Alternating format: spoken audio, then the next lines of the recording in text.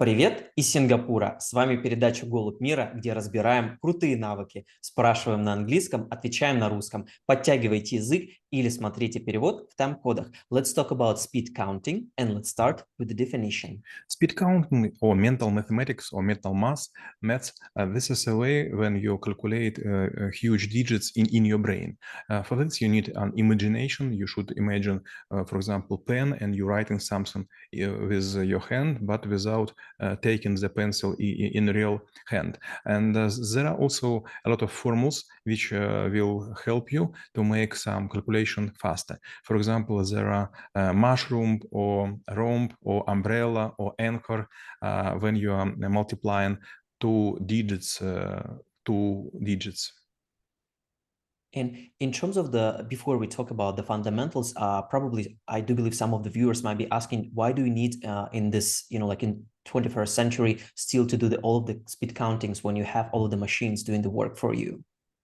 I like this question very much. And on the first lecture in School of Troubleshooting, when we were on the off-site, so without Zoom, without Skype, I am asking all the team or all the group to calculate something for me. For example, I give them, let's write 10 digits in one line and 10 digits in another line. And then this huge numbers, let's multiply each with another in a way, in any form. And a lot of people are smiling and trying to take their Androids or iPhones, they are multiplying, and suddenly they get an answer in exponential form, something like 1.7e plus 10 or plus 11. And everyone was thinking, what is it? I'm saying, yes, it is quite normal. The same would be in Excel or other programs, because if you are taking huge numbers, there is a simplification which are quite usual in science, but maybe not in normal life. That was used by you, and you just think that your gadget will help you, but it will not.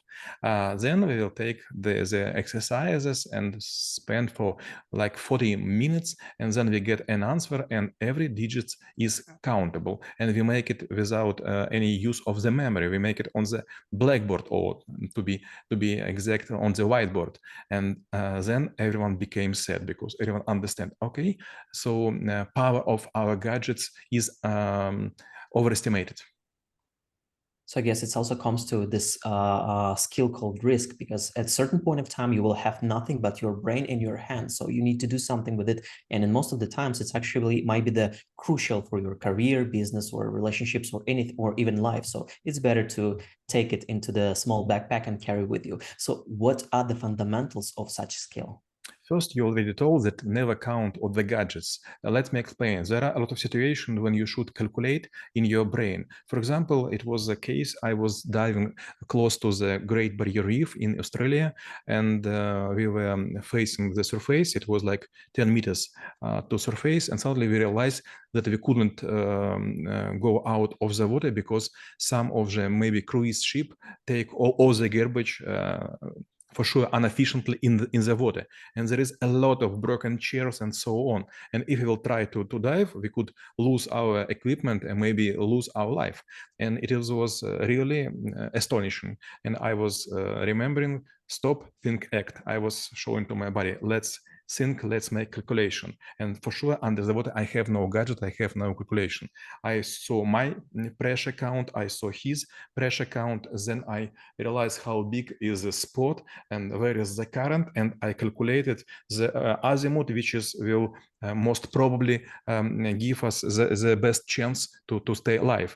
And suddenly it happened, and after it was a lesson for everyone, and we were thinking, you should know how to make calculation. Another example, the same with diving. If you are a poly diver, you should know how many time you should have for decompression. There is a sign which means 3 minutes on 5 meters. You should stop before you go out of the water. If you will go faster, the blood could go from your eyes, from your ears, and you will feel yourself very bad, and there would be some sparkles in your veins, пузырьки в венах, sparkles in the veins. Yes, correct? Bubbles. Bubbles in the veins, and it will even cause to the death. So you should understand, if you was deeper, you should stay longer. to stay longer, you have to have a spare air in your balloon. So sometimes, yes, the speed counting could prevent you from the caisson sickness. So in terms of the levels of mastery, what other levels for the speed counting exist? First, when you make calculation and you suddenly freeze, and everyone will notice that your eyes are going some exercises and you're looking very strange and even dangerous. Second, you make it looking directly to the person, but you see the transparent sheet and you write something on it, but you couldn't respond. And the last level, when you make it with a smile and you could even make the vision that you are just thinking or make some thoughts, but not calculation. You know, it is very helpful when you go to the negotiations. Every year, 2 or 3 times, I win negotiations just because I make some calculations before the next to me person will understand what I'm going. And you also mentioned that sometimes some of the skills, they might be decaying, like, for example, speed reading or anything else. So whether this thing is happening with the speed counting and what are the ways to actually maintaining in a shape? For example, you're going to the shop, and you will see a lot of sweets, for example, Raffaella, and you will notice that there are several weight or several packages, metallic box, plastic, paper, plastic, and so on. You will get price, you will get the weight, and it is looking that the more package you have, the less price would be per item, but it is not. If you will make calculations, suddenly you will notice that there is a trick which is made by marketologists, and they are counting that you are unable to make speed counting. So yeah, sometimes it's also can prevent you from buying something that, you know, like you don't really need in the size that you don't need as well. So in terms of the future of the speed counting, do you think it will be like additional development of, you know, like maybe techniques or maybe ways to have this information, or maybe let's take it to some sort of like a fantastic level. Maybe we'll have something embedded into our brain that will allow us to perform this calculations on the spot immediately. I'm sure we will have some kind of interface with supercomputers or mainframes, and they will help us to make calculation. We will just ask them, and they will provide us with the answer.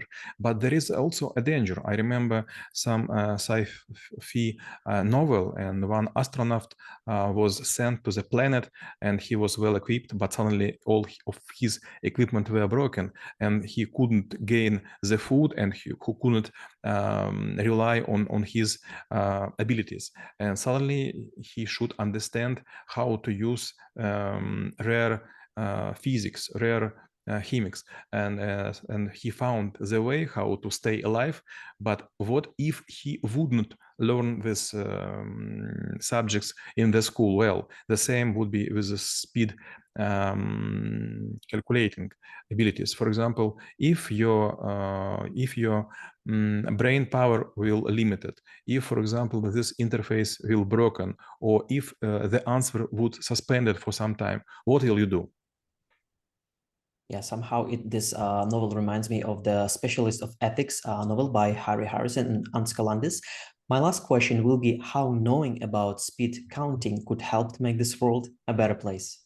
Sometimes when you go to the market, when you are negotiation with someone, you can win not because you have a great condition or you may be some negotiation power, but because you will make a mathematical trap, and I like it a lot. The person you are offering, he or she think that you are dumb, but you making the face innocent and make your proposal after the speed calculation, and you will hear yes, and you will get a signature on the contract. And after 2 or 3 years, this company or this person will understand that they were tricked because of you.